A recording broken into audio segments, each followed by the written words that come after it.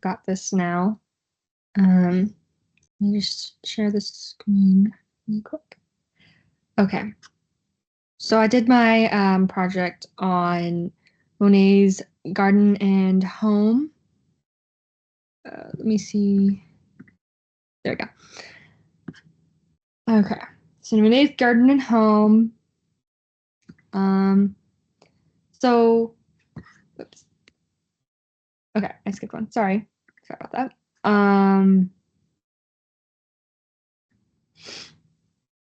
So Monet took a lot of inspiration for like his paintings from his house and his garden, and honestly, it's really beautiful. So I don't really blame him. The public really can see like how beautiful his not only like his paintings but his home and how much he took care of it. This is like the best side by side I could find. Just the house, like his little pink garden. He's got like a taste for pink with the greens, and it's quite nice.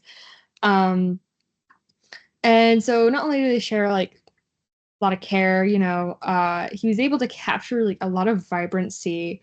And like I said, like just the greens with the pink just popping out. It's just so pretty.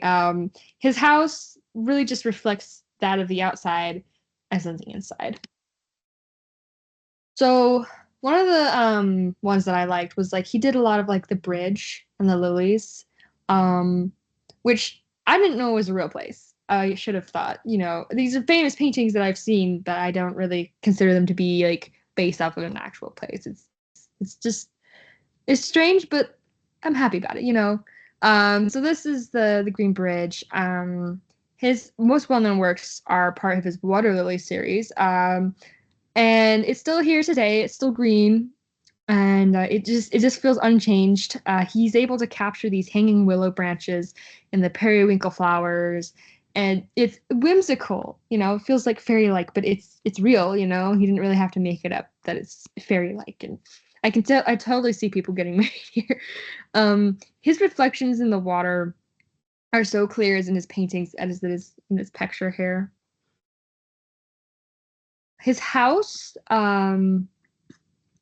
it's just so pretty. Like his rooms are different colors. So this is like this little part, like there's like a parlor rest break area, kind of like a kitchen, you know, an informal place in his house. It's just so pretty. All these tiles and bright pastel blue.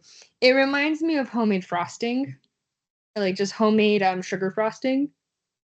The way the colors are, like it makes me feel like I'm eating a homemade cake when I look at his house. So above is his lounge room. It's decorated with lovely light blue mosaics connected to a pantry. You can see that little sliver there. That's the leading into this yellow room here. He liked to, have a really informal like resting space for his like studio and stuff. So like it's almost like getting up, walking 2 paces, getting like a drink or a piece of toast or something, looking out a window for a second, then going back. So yeah, conversely with the blue, this is a terracotta themed kind of yellow room, and it's got tiles for the floor, kind of resembling the mosaic up there with the diamond shapes. The yellow and the green are just contrasting beautifully, but they're not jarring, and I do like that a lot. Again, it just reminds me of like homemade icing. They're so connected together, like it just seems seamlessly. It's just the way like they're just so lightly presented. It's not like this blast of neon. They're set up very differently, but they also have like this theme of like comfort. Like this is someone's house that they decorated a certain way, and I appreciate it. Like this is in very good taste, in my opinion. And I found a story of this little cat. A lot of his paintings and his works do stay in his house, just to be displayed.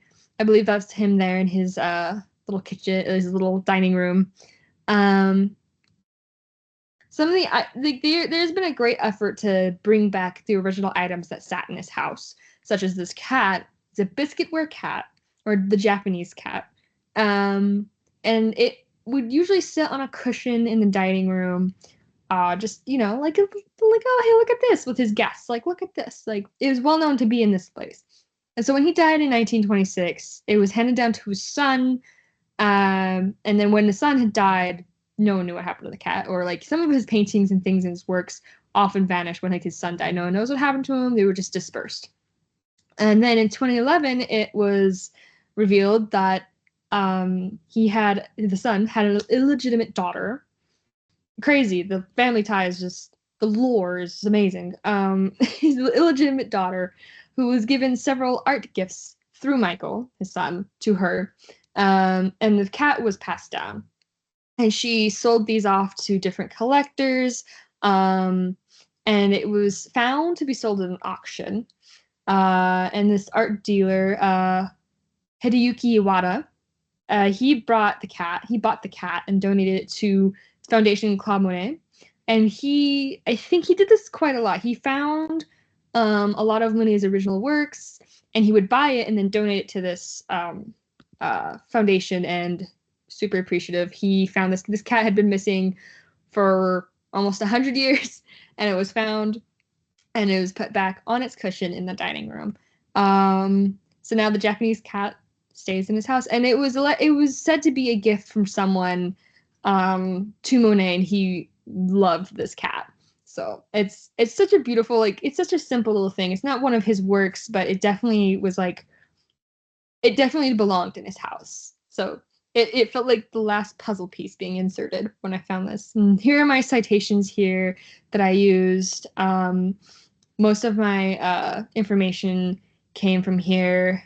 I will, of course, reshape these to make it alphabetical order.